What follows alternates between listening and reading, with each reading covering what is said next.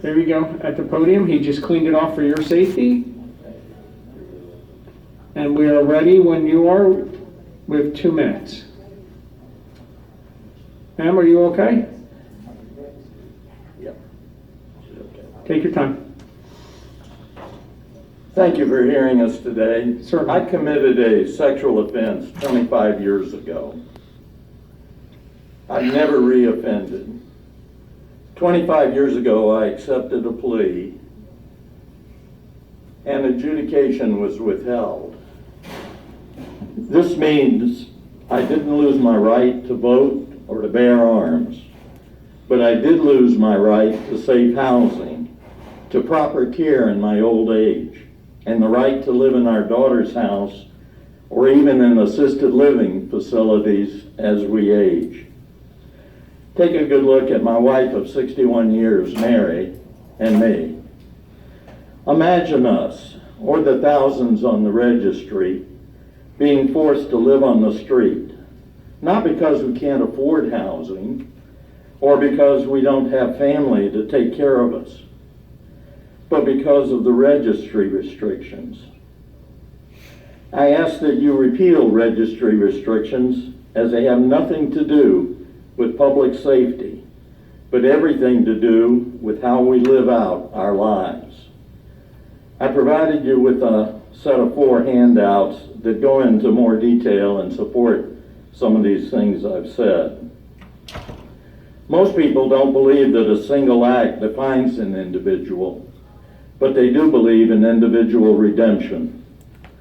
I think most people believe we should treat others as individuals, although sometimes we fear things we hear about and we want control of them. When we react out of fear, we can do more harm than good.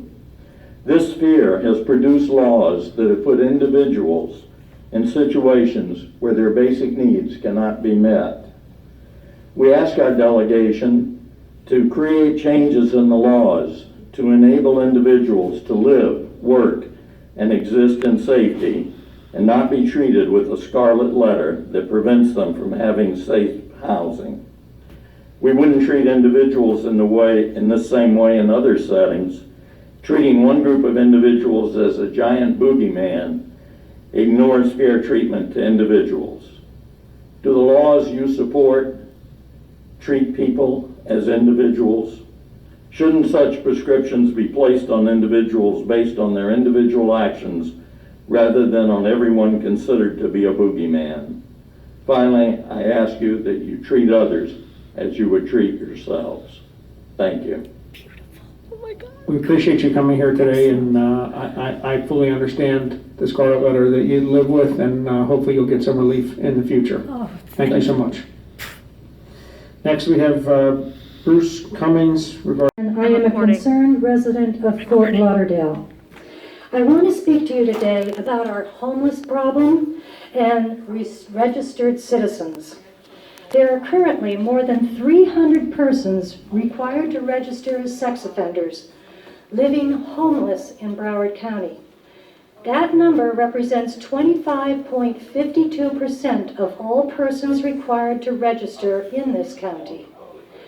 80.6% of these people live in the city of Fort Lauderdale, within the general vicinity of 2700 and 2900 North Federal Highway.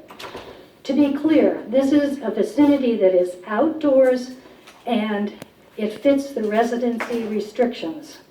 Just recently, this space has now been restricted because of a daycare center which just opened up nearby. These people are homeless not because they have no place to go. In fact, during the day, many of them have homes and houses with family and friends. They live there because of the draconian residency restrictions in Broward and its respective cities that have legislated them into homelessness. Arbitrary exclusion zones prohibit these individuals from residing in most of this county. And since registration in Florida is for life, the number added to this list will only grow exponentially as the years pass, making this problem even worse. Most of these laws make no sense.